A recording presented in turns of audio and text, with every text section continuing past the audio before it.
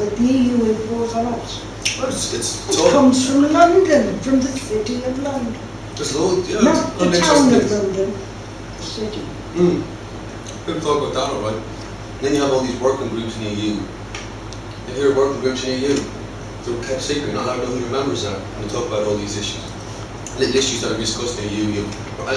Information got out on one a while ago where it was a case talking about the safety of a chemical in a pharmaceutical drug. And then it got out who was in the working group in the EU Parliament who was investigating it. You had members from the corporation who was being investigated, was on the committee saying whether it was safe or not.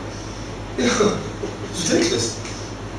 Here's the International Journal for Central Banking.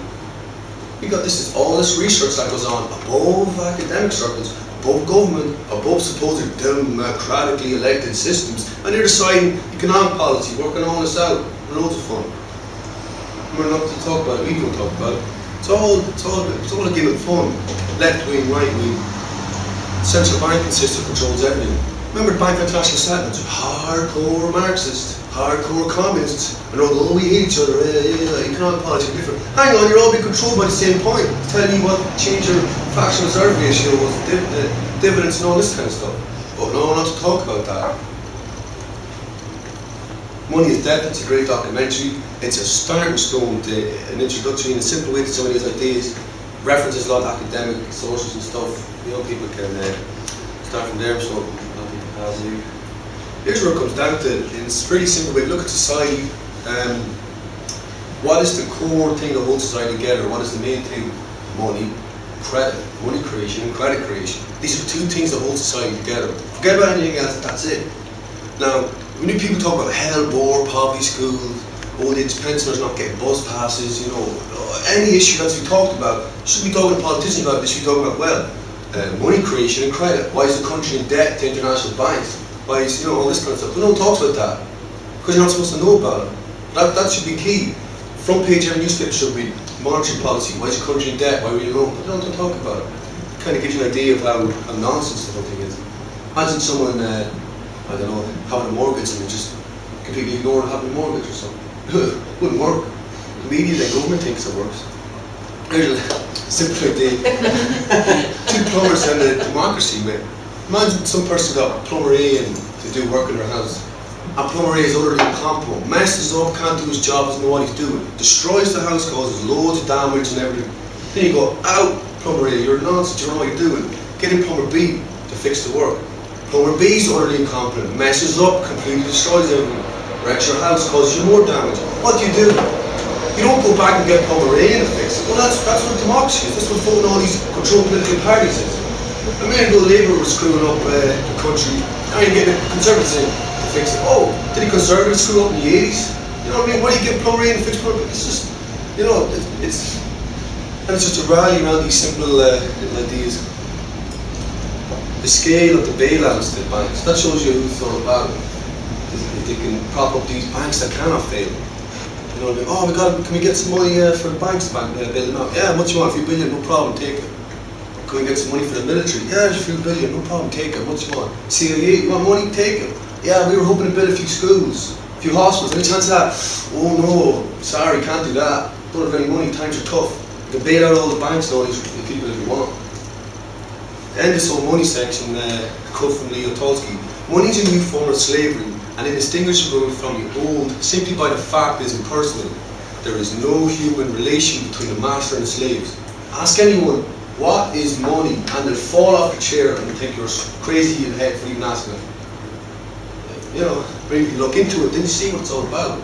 It's imaginary, it's paperless, it's worthless.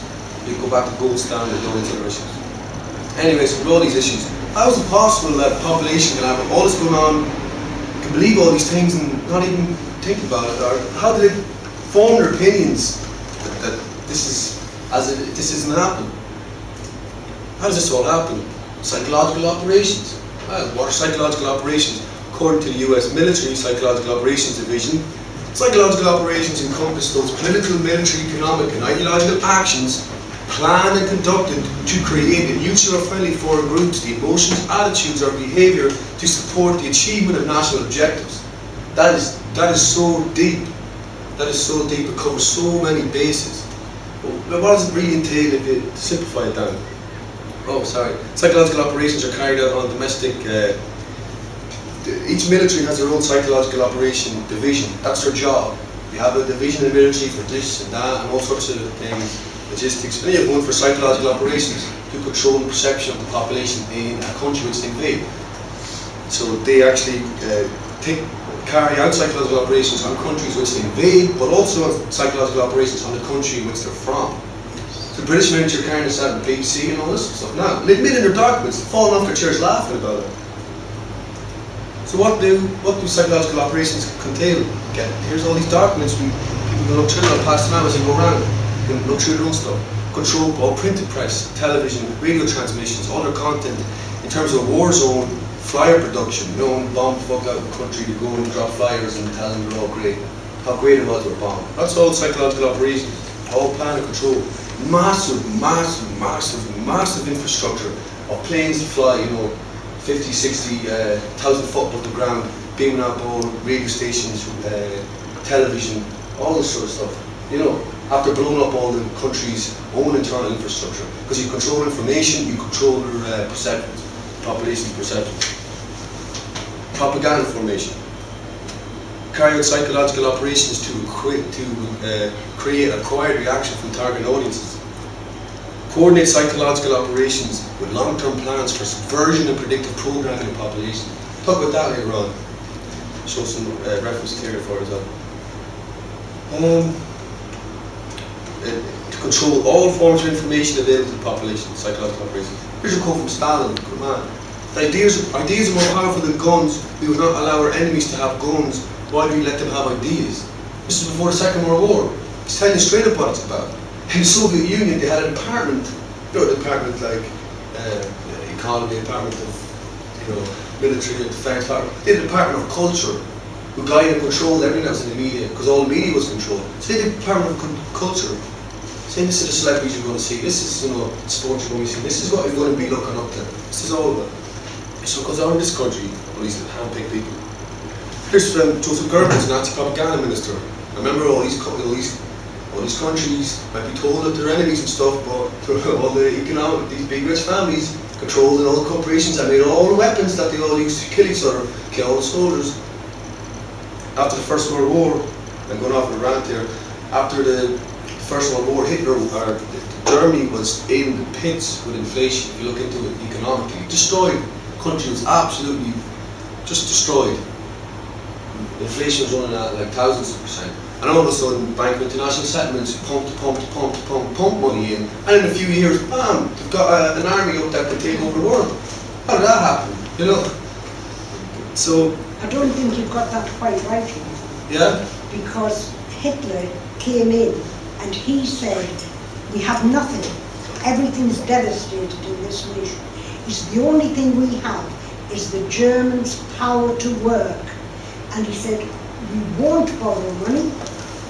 He said, we will have the money, we'll create the money that our population can earn.